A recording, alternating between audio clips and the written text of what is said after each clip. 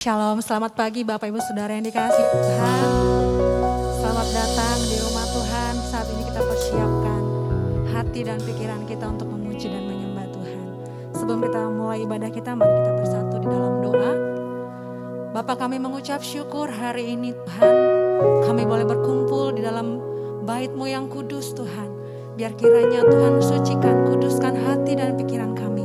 Bahkan tempat ini untuk kami sama-sama layak melayani Engkau ya Tuhan. Menikmati hadirat-Mu ya Bapa. Dan kami percaya Tuhan hadir di tempat ini melawat setiap kami. Dari awal pertengahan ibadah kami sampai akhirnya. Tuhan ada dan melawat setiap kami.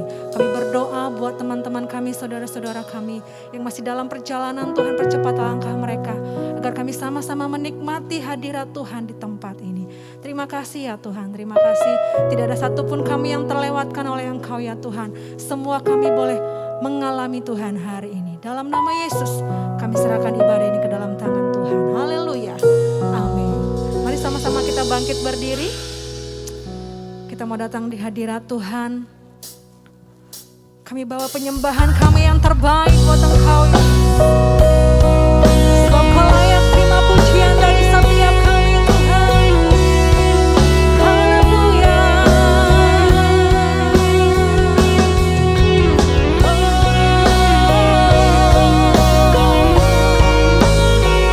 Sungguh besar anugerah-Mu Tuhan. Mari sama-sama katakan.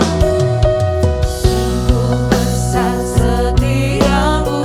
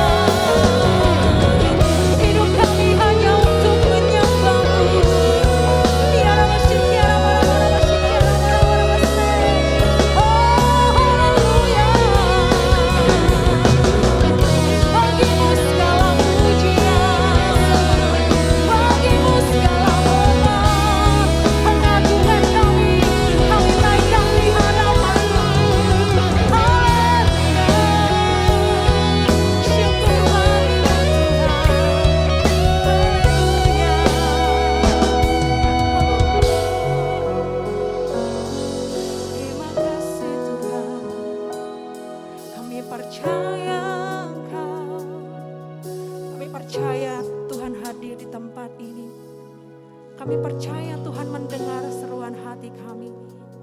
Dan setiap kami yang hadir pada pagi hari ini akan menikmati lawatan Tuhan. Setiap engkau yang merindukan Tuhan, pastikan engkau bertemu dengan Tuhan saat ini. Dia ada di tempat ini. Dia siap melawat setiap hati kita. Terima kasih Tuhan, terima kasih. Dan kami percaya Tuhan, engkau bertahta di setiap puji-pujian kami. Terpujilah nama Tuhan. Dan kami mau lebih lagi memuji dan memuliakan Engkau. Dalam nama Yesus, kami berdoa dan mengucap syukur. Yang percaya sama-sama katakan, amin. Berikan kemuliaan buat Tuhan kita. Berikan salam sehati kepada kiri kananmu. Tuhan mengasihimu. Haleluya. Selamat datang buat Pak Suwito dan Tante Eti yang sudah ada bersama dengan kita. Kita mau sama-sama memuji Tuhan hari ini. Mari sama-sama katakan, Tuhan peranaiku. Haleluya. Bertepuk tangan bersama-sama buat Tuhan kita.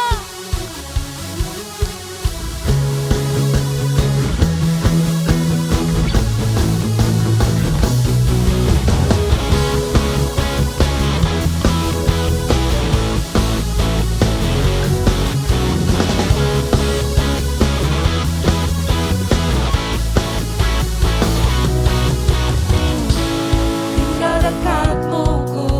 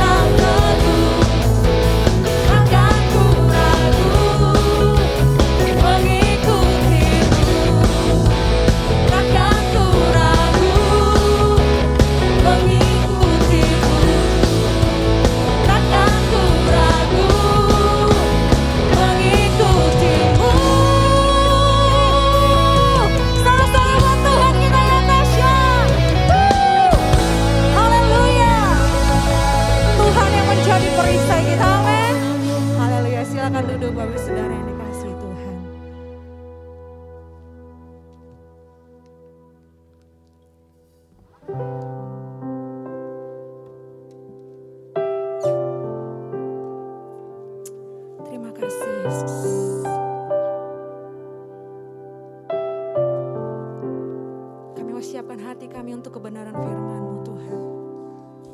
Tuhan tahu isi hati kami. Tuhan tahu apa yang sedang kami pergumulkan. Biar lewat firman-Mu Tuhan yang kami dengar hari ini boleh menguatkan kami. Tidak ada satupun kami yang terlewat oleh lawatan Tuhan hari ini. Firman Tuhan berkata, pandanglah burung-burung di langit yang tidak menabur dan tidak menuai dan tidak mengumpulkan bekal dalam lumbung-lumbung,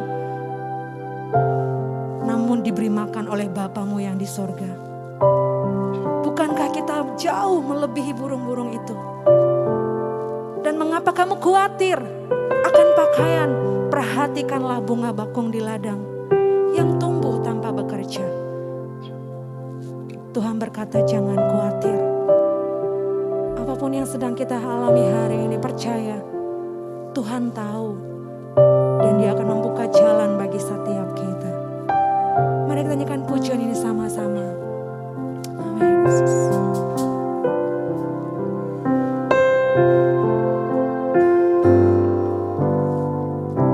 Perhatikanlah bunga bakung di ladang, Tuhan hiasi tanpa bekerja. Apalagi kita orang percaya, Tuhan beri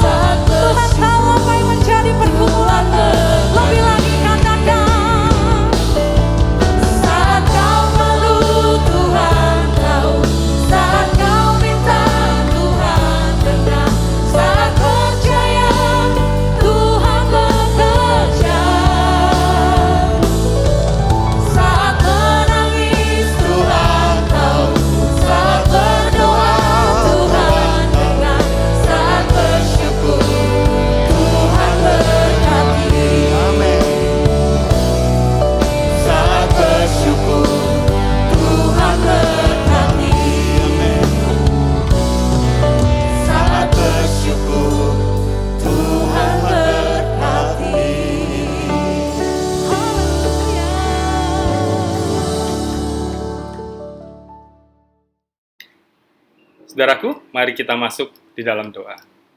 Tuhan Allah Bapa kami yang di surga, mengucap syukur Tuhan kalau kami masih diizinkan untuk bertemu, untuk beribadah bersama-sama walaupun masih secara online. Mari Tuhan, sekarang tiba saatnya buat kami untuk duduk diam, untuk mendengarkan suara-Mu. Mari Roh Kudus, urapi setiap dari kami. Urapi hamba-Mu yang menyampaikan firman-Mu, supaya apa yang disampaikannya benar-benar merupakan kehendak dan isi hati-Mu buat kami. Urapi setiap dari kami, sehingga kami dapat mengerti apa yang menjadi kehendak dan isi hati-Mu buat kami. Dan terutama, kami dapat melaksanakannya dalam kehidupan sehari-hari. Agar hidup kami makin lama makin berkenan di hadapan-Mu. Mari Tuhan, berbicaralah buat kami siap mendengar. Dalam nama Tuhan Yesus Kristus, kami berdoa mengucap syukur. Haleluya. Amin. Baik, hari ini saya akan menyampaikan firman dengan judul Hidup Berguna Bagi Tuhan. Kita akan membaca surat Paulus kepada Filemon. Filemon pasal pertama ayat 4-7, demikian bunyinya. Aku mengucap syukur kepada Allahku setiap kali aku mengingat engkau dalam doaku. Karena aku mendengar tentang kasih-Mu kepada semua orang kudus dan tentang iman-Mu kepada Tuhan Yesus. Dan aku berdoa agar persekutuan-Mu di dalam iman turut mengerjakan pengetahuan akan yang baik di antara kita untuk Kristus. Dari kasih-Mu sudah kuperoleh kegembiraan besar dan kekuatan, sebab hati orang-orang kudus telah Kau hiburkan, saudaraku. Saudara-saudara, Tuhan ingin agar kita menjadi orang Kristen yang hidupnya berguna, bermanfaat bagi orang lain. Kita harus jadi orang Kristen yang berbuah bagi Kristus. Artinya hidup kita menjadi berkat bagi sesama. Kalau saudara lihat pohon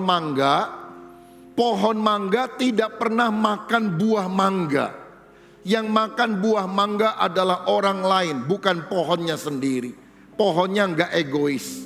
Dan kalau saudara lempari pohon mangga dengan batu, dia tidak akan balas dengan melempari kita dengan batu yang lain. Dia akan balas dengan buah mangga yang mungkin jatuh ketika kita melemparnya. Hiduplah berbuat kebaikan, memiliki kemanisan budi dimanapun kita berada. Karena itulah ciri orang Kristen sejati yang dikehendaki oleh Allah. Nah saudara, sikap hidup semacam itu nampak dalam seorang anak Tuhan yang bernama Filemon. Filemon adalah orang kaya yang tinggal di kota Kolose. Tapi kemudian dia menerima Injil Yesus yang diberitakan oleh Rasul Paulus, sehingga dia bertobat dan menjadi anak Tuhan yang saleh. Hidupnya berguna untuk Tuhan dan orang lain. Karenanya di ayat 20 Paulus berkata, "Ya saudaraku, semoga engkau berguna, useful bagiku di dalam Tuhan. Hiburkanlah hatiku di dalam Kristus." Tuhan mau kita bukan hanya sekedar menjadi orang Kristen, tapi orang Kristen yang berguna, yang jadi berkat bagi banyak orang. Nah, bagaimana supaya kita menjadi orang Kristen yang berguna? Saya melihat ada beberapa hal yang kita harus teladani dari Filemon. Yang pertama, orang yang hidupnya berguna bagi Tuhan itu memiliki hati yang mengampuni. Di dalam ayat 10-13 Paulus berkata, "Aku mengajukan permintaan kepadamu mengenai anakku yang kudapat selagi aku dalam penjara, yakni Onesimus. Dahulu memang dia tidak berguna bagimu, tetapi sekarang sangat berguna, baik bagimu maupun bagiku. Dia kusuruh kembali kepadamu, dia yaitu buah hatiku." Saudara sekalian, surat Filemon ini mengisahkan tentang seorang budak yang bernama Onesimus. Onesimus ini ternyata mencuri uang daripada Filemon tuannya, lalu pergi ke tempat yang jauh. Tetapi kemudian hari tampaknya dia ditangkap dan dipenjara di kota Roma. Bersyukurnya di kota Roma dia ketemu Paulus. Dia diinjili dan bertobat, menjadi anak rohaninya Paulus. Bahkan Paulus berkata, dia adalah anakku, buah hatiku. Itu menunjukkan bahwa ada pertumbuhan rohani yang sehat dari kehidupan Onesimus yang dulu adalah orang yang jahat, punya karakter tidak baik, dia adalah pencuri. Nah, tetapi Paulus ingin agar Onesimus memperbaiki dirinya. Karena itu dia menyuruh Onesimus kembali ke Kolose, minta maaf dan melakukan rekonsiliasi dengan Filemon. Semula tentu saja Onesimus menolak, karena hukuman pada zaman dulu bagi budak yang kabur adalah hukuman mati, saudara. Tetapi Paulus mendorong terus Onesimus membuat sebuah surat, dan lebih daripada itu, mengutus seorang murid yang lain yang bernama Tikhikus untuk datang juga ke Kolose mengantar Onesimus, sehingga akhirnya Filemon bisa menerima Onesimus karena ada jaminan daripada Paulus yang telah mentobatkan dia. Dan yang luar biasanya, saudara, di kemudian hari Onesimus ini menjadi seorang pelayan Tuhan. Dari sini saya melihat bahwa Tuhan ingin agar kita menjadi orang Kristen yang berguna, yaitu ketika kita punya hati yang mengampuni, memberikan kesempatan kedua kepada orang yang bersalah. Mungkin suamimu pernah selingkuh, tapi ketika istri memberikan kesempatan kedua, engkau punya hati seperti Filemon, engkau punya hati seperti Tuhan yang mau mengampuni orang yang bersalah. Saudara-saudara, inilah sikap hidup yang kita harus miliki, memberikan second chance kepada orang lain, supaya mereka tidak hidup terus di dalam rasa tertuduh, tapi mereka bisa kembali pada jalan Tuhan. Petrus pernah menyangkal Tuhan 3 kali, tapi Yesus mengampuni dia dan memberikan dia kesempatan untuk melayani. Ini yang Tuhan mau. Saya teringat ada seorang misionaris dari luar negeri melayani sebuah suku di Indonesia, dan sulit sekali karena suku ini sangat keras menolak Injil. Bahkan satu kali rumah atau tempat tinggal dari misionaris dan keluarganya ini dirampok dan hartanya diambil habis-habisan. Dan yang lebih menyedihkan, perampok itu beberapa orang ada yang memperkosa istri daripada misionaris ini. Ini menimbulkan luka yang dalam tentunya. Tetapi misionaris ini tetap setia melayani di Indonesia, tidak kembali ke negara asalnya. Dan akhirnya satu demi satu ada orang-orang yang dia menangkan, dia selamatkan, dia muridkan. Dan yang mengejutkan, salah satu orang yang bertobat dan kemudian dia muridkan adalah yang dulu pernah merampok rumahnya dan memperkosa istrinya. Saya yakin kalau bukan Tuhan yang memampukan, gak mungkin, saudara-saudara. Kok dia bisa punya hati seperti itu? Hati seperti Tuhan Yesus, saya bilang. Dia bisa mengampuni, memberitakan Injil adalah kewajiban kita. Dan kita bisa melakukan dengan sukacita. Tetapi memberitakan Injil, memuridkan, mementori orang yang pernah memperkosa istrinya. Ini saya rasa membutuhkan kasih yang sangat luar biasa, yang hanya bisa dimampukan oleh kuasa Roh Kudus. Jadi kalau kita pernah dilukai orang dan levelnya belum seperti itu, tapi kita marah dan tidak mau mengampuni orang tersebut, saya rasa ada sesuatu yang sakit di dalam jiwa kita. Kita belum mengalami kesehatan secara rohani. Karena pengampunan menunjukkan bahwa kita menjadi orang Kristen yang sehat dan berguna. Nah, saudara sekalian, Filemon bukan hanya mengampuni Onesimus, dia juga tidak menuntut kerugian yang ditimbulkan oleh Onesimus, tetapi dia melepaskan haknya. Ayat 18 dan 19 berkata begini, dan kalau dia, Onesimus, sudah merugikan engkau ataupun berhutang padamu, tanggungkanlah semuanya itu kepadaku. Aku Paulus menjaminnya dengan tulisan tanganku sendiri. Aku akan membayarnya, agar jangan kukatakan tanggungkanlah semuanya itu kepadamu. Karena engkau berhutang padaku, yaitu dirimu sendiri. Tidak menuntut kerugian, tapi melepaskan hak. Itu sesuatu yang luar biasa. Bahkan yang ini mengherankan saya ngertinya dan kita semuanya ngertinya gini. Kalau orang dulu bersahabat baik, lalu dihianati, dikecewakan, dia harus ngampuni. Tapi balik lagi, misalnya ada pegawai nyuri uang saudara, nipu saudara, dia minta maaf, ya udah ampuni. Dia nggak balikin apa yang dia curi, waduh itu luar biasa hidup saudara. Tapi menerima kembali ini kan urusan lain saudara. Tapi saya heran, ini agak jarang sebetulnya. Saya tidak juga menganjurkan kalau saudara mengampuni berarti saudara mempekerjakan orang yang pernah menipu saudara kembali ke tempat. Tapi ini sesuatu yang luar biasa. Paulus meminta agar Filemon menerima kembali Onesimus, bahkan bukan sebagai budak namun sebagai saudara. Dan akhirnya Filemon menerima karena apa? Yang menjamin Rasul Paulus. Karena Rasul Paulus bukan cuma pendetanya dari Onesimus, dia mentor yang tahu betul hidup bersama-sama sekian waktu dengan Onesimus dan melihat perubahan yang sangat radikal. Dan dia yakin kalau dia kembali kepadamu, dia itu yang dulu gak berguna sekarang akan jadi berguna. Karena Onesimus itu arti namanya useful, berguna. Tapi selama ini maling, gak berguna. Tetapi kalau engkau memberikan kesempatan kedua, dia akan menjadi orang yang sangat berguna bagimu. Dan Filemon menerima kembali Onesimus. Jadi saya melihat ketika Filemon menerima kembali Onesimus, ini sebetulnya merupakan gambaran dari Bapa Sorgawi.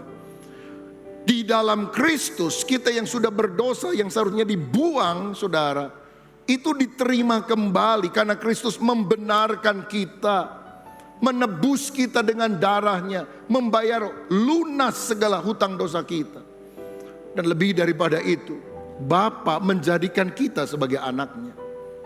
Kalau saudara bersalah lalu kemudian dihakimi oleh seorang hakim dan harus membayar kerugian misalnya sekian ratus juta, dan hakim itu berkata dia salah tapi aku yang menanggung salahnya, aku yang akan ganti rugi sehingga kamu dianggap benar, toh itu hal yang luar biasa. Tapi kemudian kalau hakim itu bilang, tetapi selain itu mulai hari ini aku menjadikan dia anak saya, supaya dia kudidik dan tidak akan lagi melakukan hal semacam itu. Ini sesuatu yang luar biasa. Hakim menyatakan kita benar itu dahsyat, tapi hakim menjadikan kita anaknya itu extraordinary. Dan itulah yang Bapa Sorgawi lakukan. Dia mengadopsi kita menjadi anaknya. Yang kedua, orang yang hidupnya berguna itu punya karakter Kristen yang saleh. Dikatakan pada ayat 5 tadi, karena aku, Paulus, mendengar tentang kasihmu, Filemon, kepada semua orang kudus dan tentang imanmu kepada Tuhan Yesus. Filemon itu orang yang beriman kepada Kristus. Dan imannya itu dinyatakan di dalam perbuatan. Dia mengasihi orang-orang yang ada di sekitarnya. Orang-orang kudus mendapatkan kasihmu, dan mendengar itu aku bersukacita, kata Paulus. Saudara, iman sejati harus nyata dalam perbuatan. Hati yang bertobat itu hanya Tuhan yang bisa lihat. Tapi buah pertobatan harus bisa dilihat orang lain. Kalau kita tidak menunjukkan pertobatan dalam buah yang nyata, dalam perbuatan baik, bagaimana kita bisa bilang kita sungguh-sungguh bertobat? Ibu Teresa dari Kalkuta pernah berkata, persedikit kata-kata, perbanyak perbuatan nyata, itu lebih berbicara. Kalau mungkin saudara biasa ibadah hari Minggu, gak terlalu aktif pelayanan di gedung gereja, tapi hatimu berbelas kasihan karena engkau tahu apalagi pada masa pandemi ini banyak orang mengalami kesulitan keuangan. Dan ada orang yang bahkan tidak bisa bayar uang sekolah, bayar uang kuliah. Karena walaupun pandemi kan uang sekolah harus mesti bayar, saudara sekalian. Lalu saudara memberikan beasiswa kepada 1 orang, kepada 3 orang, 5 orang. Dan tidak ada orang lain yang tahu dan kau melakukannya. Karena engkau mengasihi, karena engkau mentaati firman. Saya yakin engkau adalah orang yang berguna dalam hidup ini. Jangan bikin susah orang lain. Jangan jadi benalu bagi orang lain. Sebaliknya, biarlah hidup kita memberi manfaat kepada orang lain. Filemon juga adalah orang yang punya kemurahan hati. Dia adalah orang yang suka memberi tumpangan, ayat 22. Dalam pada itu bersedialah juga memberi tumpangan kepadaku, karena aku harap oleh doamu aku akan dikembalikan kepadamu. Zaman dulu nggak ada hotel, jadi orang hamba Tuhan misalnya kalau melayani ya tinggal di rumahnya orang. Saudara, kadang kalau saya pelayanan ke luar negeri, gereja yang mengundang gereja yang tidak terlalu besar, kadang saya dan istri diinapkan di rumah pendetanya atau salah satu pengurus jemaat. It's okay buat saya. Kadang-kadang ada gereja yang bisa memberikan hotel yang bagus, puji Tuhan. Saya mau bilang bahwa ada waktunya kita ini harus memperhatikan orang-orang yang lain dan melakukan pelayanan yang namanya hospitality. Pelayanan itu gak harus khotbah di mimbar. Pelayanan itu gak harus di panggung gereja. Tapi ketika engkau menyambut hamba-hamba Tuhan, melayani dalam pelayanan keramah tamahan, hospitality, mungkin menyediakan mobilmu untuk dia tumpangi dan mengantar dia ke berbagai tempat. Saya punya beberapa teman di Australia, di Belanda, di Amerika, yang kalau saya pergi ke sana, saya bisa nginap di rumahnya. Dia bukan pendeta, saudara sekalian. Tapi dia ajak saya jalan, foto di sini, saya bisa rekaman inspiring message di tempat-tempat bagus. Karena ada teman yang mengantar. Kalau enggak, dari mana saya tahu tempat-tempat baik itu? Ini adalah pelayanan hospitality. Mengajak makan, mengajak ngobrol, kasih tahu ya, makanan-makanan yang enak. Ini adalah pelayanan hospitality. Yesus ternyata menikmati hal itu. Ketika dia dikatakan oleh Alkitab sangat suka pergi ke Betania. Yesus sering ke Yerusalem. Tetapi dia lebih suka menyimpang beberapa saat di Betania. Karena di Betania ada 3 bersaudara, Maria, Marta, dan Lazarus. Maria itu orang yang suka dengerin apa yang Yesus ngomong. Dan senang sekali kan saudara kalau punya teman yang suka mendengarkan waktu kita ngobrol, waktu kita curhat. Dan Marta selalu bikin makanan yang enak ya, capcay, puyunghai, barongsai, bakmi, bakso, bakcang, bakpao, bakyak. Saudara-saudara. Dan apa yang terjadi bagi orang yang melakukan pelayanan hospitality ini? Mujizat. Bukan cuma sakit jadi sembuh, Lazarus yang mati dibangkitkan. Ada mujizat yang extraordinary ketika engkau melakukan sesuatu bagi kemuliaan nama Tuhan. Yesus berkata, orang yang memberi secawan air sejuk kepada seorang utusanku, kepada seorang pemberita Injil, dia tidak akan kehilangan pahalanya. Secangkir air sejuk saja dapat pahala, apalagi kalau es jeruk sama nasi goreng capcay, saudara-saudara. Ada pahala yang Tuhan berikan.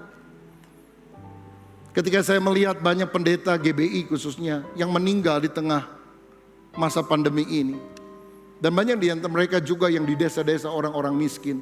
Untuk ngubur aja susah saudara, gak ada dana. Saya runding kepada rekan-rekan pengurus, kita bantu dengan asuransi jiwa. Kita gak mengharapkan mereka meninggal, tapi kalau meninggal mereka dapat sekian puluh juta lah, kan cukup membantu. Biasanya kalau organisasi sudah besar kan rapatnya lebih lama saudara. Saya bilang udahlah, pokoknya untuk ini tahun pertama saya yang bayar. Saya kan belum tahu berapa biayanya, berapa orangnya. Ternyata banyak juga loh saudara. Waduh, gede juga ini. Tapi ya udah, namanya udah janji. Saya hanya ingat ini memberkati orang lain dapat pahala dari Tuhan lah. Pokoknya memberi dengan tulus saja. Jadi waktu saya uruskan, rupanya agennya bilang, oh ini buat pendeta ya? Iya. Pak, saya dapat komisi 15%. Udahlah gak saya ambil, saya kembaliin aja, jadi Bapak bayarnya lebih murah. Oh haleluya. Lalu besoknya gak tahu gimana dia ngobrol sama suaminya. Suaminya bilang, oh gitu ya. Loh yang bayar ini siapa? Kas gereja apa pribadi? Pribadi Pak Rubin. Saya tambah lagi 35%. Jadi akhirnya kita didiskon 50% saudara sekalian. Jadi saya minta sama bendahara umum, tolong kirim kurangnya, Tapi yang paling penting kasih surat terima kasih. Saudara, kalau kita belajar melakukan hal yang baik, kemurahan hati, hospitality, memberi tumpangan, memperhatikan orang lain, suplai sorga tidak akan berhenti dalam hidup kita. Saudara akan mengalami terobosan yang tidak pernah kita pikirkan. Filemon adalah orang yang suka memberi tumpangan. Dia juga adalah orang yang suka berdoa. Ayat 22 tadi Paulus berkata begini. Ayat yang ke-22. Dalam pada itu bersedialah juga memberi tumpangan kepadaku. Karena aku harap oleh doamu aku akan dikembalikan kepadamu. Paulus itu hamba Tuhan luar biasa. Tapi dia sangat mengharapkan didoakan oleh Filemon. Dan dia bilang, aku harap kalau engkau yang berdoa, aku bisa balik lagi mengunjungi kota Kolose. Padahal dia lagi di dalam penjara. Karena dia percaya betul kalau Filemon yang doanya dikabulkan Tuhan. Doanya berkuasa, bukan doa asal ngomong, tapi doa yang powerful. Karena doa menghubungkan kita dengan kuasa yang tanpa batas. Dan kalau saudara berdoa di tengah tantangan kesulitan, ada hal yang gak masuk akal yang Tuhan akan lakukan dalam hidup saudara. Beberapa hari yang lalu, seorang memberi kesaksian ini kepada saya. Jadi begini saudara sekalian, ada seorang ibu, pendoa syafaat, pelayan Tuhan di gerejanya. Suaminya lama sakit. Sampai akhirnya meninggal dunia beberapa bulan yang lampau. Itu lagi COVID tinggi-tingginya saudara. Dia meninggal bukan karena COVID, tapi lagi tinggi-tingginya. Lalu anaknya ada yang satu tinggal di luar negeri memang. Pulang. Tapi dia bingung karena mesti karantina saudara. Dan mamanya bilang, kalau kamu datang jangan sogok, lakukan semua prosedur. Mama gak mau, kamu gak berkenan kepada Allah. Udah ikuti saja. Gak bisa ikuti sampai penguburan gak apa-apa. Kamu lihat aja melalui video call. Jadi waktu dia mendarat di Jakarta saudara, dia video call karena kebaktian tutup peti sudah mulai dilakukan. Nangis dia, nangis. Dia nangis sedih karena sekian lama udah gak ketemu papanya karena pandemi. Dan papanya meninggal dan dia gak bisa hadir secara fisik di sana. Dan waktu dia nangis, ada seorang berwenang, kebetulan lewat. Dia tanya, kenapa bu menangis? Dia cerita, Pak, papa saya meninggal, ini lagi kebaktian. Saya sedih sekali pak, karena saya tahu kan gak bisa langsung pergi ke rumah. Saya harus karantina. Oh ini papa kamu? Iya. Oke gini, saya bantuin. Kamu PCR sekarang. Kamu tunggu hasil PCR. Kalau PCR-nya negatif, saya memberikan keistimewaan untuk kamu bisa ikut pemakaman dari ayah kamu. Rupanya dia orang yang berwenang untuk memberikan hal tersebut, saudara. Ini ketika COVID lagi puncak-puncaknya. Sampai akhirnya PCR negatif, dia bisa kunjungi pemakaman daripada ayahnya. Kenapa kok ya waktu dia nangis, orang itu dari Satgas Covid bisa lewat. Dan lihat orang nangis, kenapa hatinya bisa terenyuh. Dan bisa membuat sebuah keputusan yang akhirnya bagi orang ini tentu sesuatu yang sangat dia harapkan. Saya bilang karena mamamu seorang pendoa. Karena mamamu menabur untuk Tuhan. Dan pengalaman-pengalaman yang enggak masuk akal bisa terjadi. Saudara, saya percaya bahwa di dalam doa mujizat Allah akan dinyatakan. Bentuknya bisa berbeda-beda. Tapi orang yang berguna adalah orang yang punya karakter Kristen yang saleh. Dan yang terakhir, kenapa Filemon ini menjadi orang Kristen yang berguna yang harus kita teladani? Karena dia menggembalakan domba-dombanya Kristus. Di ayat 1 dan 2 dikatakan, dari Paulus orang hukuman karena Kristus Yesus, dan dari Timotius saudara kita kepada Filemon yang kekasih, teman sekerja kami. Saudara, Paulus menyebut Filemon sebagai teman sekerjanya. Berarti dia adalah orang yang suka melayani. Filemon itu orang kaya loh saudara. Tetapi dia mau melayani, bukan hanya ingin dilayani. Saya mau bilang ada kemuliaan di dalam melayani Tuhan. Karena dalam pelayanan kita tidak lihat pangkat orang, titel orang, berapa harta yang dia miliki. Pelayanan adalah sikap hati bahwa kita semua hamba. Di gereja kita semua sama. Kita adalah orang berdosa yang telah ditebus oleh darah Yesus. Jangan rasa diri, wah saya eksklusif nih di hadapan Tuhan karena saya punya harta sekian dan sebagainya. Kita semua sama. Dan kalau kita disuruh melayani, selamat aja udah anugerah, apalagi pelayanan saudara. Jadi kalau ada usher yang mengantar saudara mencarikan tempat duduk, itu mungkin lebih kaya dari saudara yang diantar. Ada yang melayani bagian parkir, kadang-kadang suka dimaki-maki saudara sekalian. Jemaat ke gereja tapi maki pelayan parkir. Itu yang melayani di parkir itu bisa lebih kaya loh dari saudara. Tapi mereka melayani bukan karena mereka digaji, bukan mereka dapat uang. Mereka seringkali berkorban bahkan. Tapi karena kecintaan kepada Tuhan. Ada kemuliaan di dalam pelayanan. Saya bersyukur. Saya orang yang sederhana dan berdosa. Tuhan ampuni dan berikan kesempatan untuk melayani dia. Siapa saya? Bukan karena saya hebat. Anugerah Tuhan. Kalau demikian, saya dorong saudara, layani Kristus. Hidup yang paling indah adalah ketika engkau persembahkan hidupmu untuk melayani Kristus. Orang-orang muda, saya mau bilang, jangan layani hasrat keinginanmu sendiri. Layani Kristus. Engkau tidak akan pernah menyesal. Engkau tidak akan pernah menyesal. Ada pahala abadi yang Tuhan berikan. Ada the fullness of life. Hidup yang penuh dengan sukacita, damai sejahtera yang kita alami. Layani Kristus. Dan di ayat yang kedua dikatakan, dan kepada Afia saudara perempuan kita, dan kepada Arkipus teman seperjuangan kita, dan kepada jemaat di rumahmu. Saya lihat Filemon ini bukan sekedar orang kaya, tetapi dia adalah orang yang membuka rumahnya supaya ada gereja rumah di sana, supaya umat Tuhan bisa berbakti di sana. Dan ini adalah privilege karena mungkin hanya orang kaya yang bisa membuka rumahnya sehingga orang-orang lain bisa datang ke sana.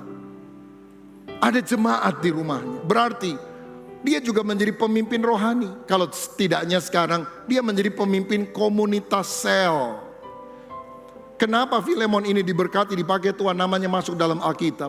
Karena Tuhan cinta orang yang mengembalakan domba-dombanya. Yesus pernah tanya kepada Simon, apakah engkau mengasihi aku? Ya Tuhan. Apa yang Tuhan perintahkan? Gembalakanlah domba-dombaku. Apa benar kau mencintai aku Simon? Ya Tuhan. Gembalakanlah domba-dombaku. Gembalakanlah domba-dombaku. Saya lihat ada banyak pendeta. Pelayanan secara manusia gak maju-maju. Jemaatnya terbatas, orang miskin. Tapi ketika dia setia melayani Tuhan, itu kemuliaan pelayanan. Gembalakanlah domba-dombaku. Dengan apa kita membalas kasih Tuhan? Selain mengembalakan domba-domba. Memberi uang untuk gereja bagus. Ikut pelayanan ABCD oke. Tapi mengembalakan domba-domba Kristus. Membimbing setiap orang. Mungkin jadi pemimpin sel. Menjadi mentor dalam kelas pemuridan. Sampai orang percaya Yesus, dibaptis, bertumbuh. Itu adalah bukti engkau mencintai Tuhan. Maukah engkau dipakai Tuhan sehingga engkau menjadi pemimpin rohani setidaknya di dalam komunitas sel? Atau rumah saudara engkau buka supaya komsel ada di rumahmu? Ingatkah saudara ketika tabut perjanjian dibawa pulang dari orang-orang Filistin, lalu belum sampai di Yerusalem, ada kendala dan dititipkan untuk beberapa saat di rumah Obed Edom. Alkitab bilang selama tabut itu ada di sana, Obed Edom diberkati luar biasa oleh Tuhan. Kenapa? Karena ada mezbah. Dalam rumahmu harus selalu ada mezbah. Mezbah keluarga, mezbah pujian, mezbah penyembahan, mezbah doa. Apalagi kalau kita bisa bersekutu dengan teman-teman di Bikom atau di Komsel. Engkau mendirikan mesbah, saudaraku. Engkau mungkin repot, harus siapkan mungkin makanan kecil, barangkali harus mengatur meja, mengatur ruangan. Apalagi di masa pandemi ini, kalaupun mulai onsite mesti jauh-jauh jaraknya pakai masker. Pulangnya orang pulang, kita harus membereskan semuanya. Tapi apa yang kau lakukan dengan setia, Tuhan gak buta, Tuhan melihat, Tuhan akan memberikan pahala. Ada kemuliaan di dalam pelayanan, saudaraku. Jadilah orang Kristen yang berbuah, yang membuka komsel-komsel yang baru, yang membuka gereja-gereja yang baru. Saya teringat satu tokoh lain sebagai penutup, yang juga membuka rumahnya untuk orang-orang Kristen berdoa. Rumah Maria. Dalam Kisah Rasul 12 ayat 12, ketika Petrus lepas dari penjara, dia pergi ke satu rumah di mana orang Kristen biasa berkumpul, dan itu adalah rumah dari Ibu Maria. Dia orang kaya, dia buka rumahnya untuk orang-orang bersekutu. Apa yang terjadi? Bukan hanya berkat duit materi. Anaknya yang bernama Yohanes Markus jadi pelayan Tuhan. Anaknya ini jadi muridnya, anak rohaninya Petrus, rasul yang luar biasa itu. Oh, ini adalah anugerah rohani yang luar biasa. Dan anaknya Yohanes Markus ini akhirnya yang menuliskan Injil Markus. Bukankah hidupnya sangat berguna? Karena apa? Dia punya orang tua yang saleh, yang membuka rumahnya untuk orang berdoa. Kalau engkau hanya pikir, repot, susah dan sebagainya, engkau tidak useful, saudara. Tapi kalau engkau rela berkorban, Tuhan janji bukan hanya engkau diberkati, anak-anakmu, generasi masa depan, bahkan setelah kita tiada, enggak usah khawatir. Tuhan yang akan bela mereka, Tuhan yang akan pegang tangan mereka, Tuhan akan memberikan masa depan yang baik dalam kehidupan mereka. Hari ini maukah kita berkata, Tuhan, jadikan saya orang Kristen yang berguna, seperti Filemon. Tuhan yang pernah menemukan Filemon, yang memiliki hati yang mengampuni. Tuhan yang pernah menemukan Filemon, orang dengan karakter Kristen yang saleh, dan orang yang bersedia mengembalakan domba-domba Kristus. Kiranya dia menemukan dalam hati saya dan saudara. Selamat siang, Tuhan Yesus memberkati. Amin.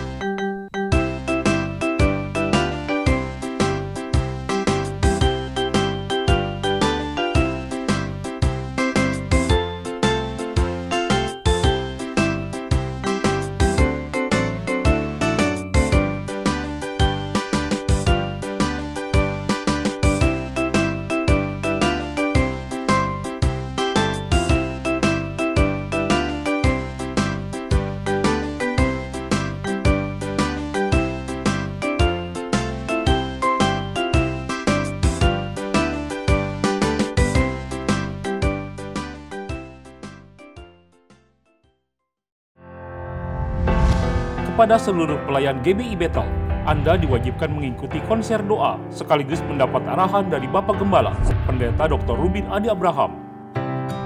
Pada Kamis 1 September jam 7 malam, bertempat di GBI Bethel Mekarwangi. Dan bagi yang mengikuti konser doa di luar Bandung, dapat mengikuti melalui aplikasi Zoom.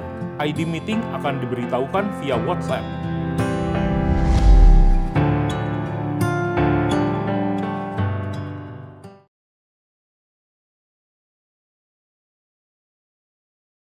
Demikianlah seluruh rangkaian ibadah yang telah kita ikuti bersama. Kami berharap Bapak Ibu, saudara-saudari diberkati dengan pujian penyembahan dan firman Tuhan yang telah dibagikan. Sebelum kita mengakhiri ibadah online ini serta menerima berkat Tuhan, mari kita tundukkan kepala untuk kita berdoa bersama-sama. Terima kasih buat pemeliharaan dan penyertaan Tuhan sepanjang minggu ini. Kami terus berdoa biarlah firman Tuhan yang disampaikan menjadi kekuatan, pengharapan bagi kehidupan kami. Secara khusus kami berdoa buat tim gembala kami, Pak Julius Abraham, Pak Rubin Adi, Pak Suito, Pak Suryanta, beserta keluarga mereka masing-masing. Biar Tuhan senantiasa memelihara hidup mereka, menyertai mereka agar dimanapun mereka boleh berada, mereka tetap menjadi panutan, teladan, dan soko guru bagi banyak orang. Memberkati seluruh jemaat Tuhan yang ada di Kedoya, Tuhan, biarlah Engkau yang senantiasa mencukupkan apa yang mereka butuhkan, agar mereka senantiasa dapat menikmati hari-hari hidup mereka dengan penuh ucapan syukur. Bahkan Tuhan juga beri kekuatan agar mereka dapat membangun harmonisasi pelayanan dalam keluarga, agar mereka juga boleh menjadi berkat bagi lingkungan mereka masing-masing. Ini doa dan pengharapan kami Tuhan. Kami alaskan hanya di dalam nama Tuhan Yesus Kristus. Kami mengucap syukur dan kami telah berdoa. Haleluya. Amin. Saudara, saya percaya kita semua diberkati dengan ibadah online kita pada hari ini. Angkat tanganmu, angkat hatimu, dan terimalah berkat Tuhan. Biar berkat daripada Allah Bapa, kasih daripada Tuhan Yesus Kristus, persekutuan dan penghiburan dari Roh yang Kudus biar itu tinggal di dalam hidup saudara dan saya. Sehingga setiap di antara kita boleh mewarnai hidup ini dengan terus berpegang kepada Tuhan dan firman-Nya, supaya kebenarannya menerangi kehidupan kita semua dari saat ini bahkan sampai selama-lamanya.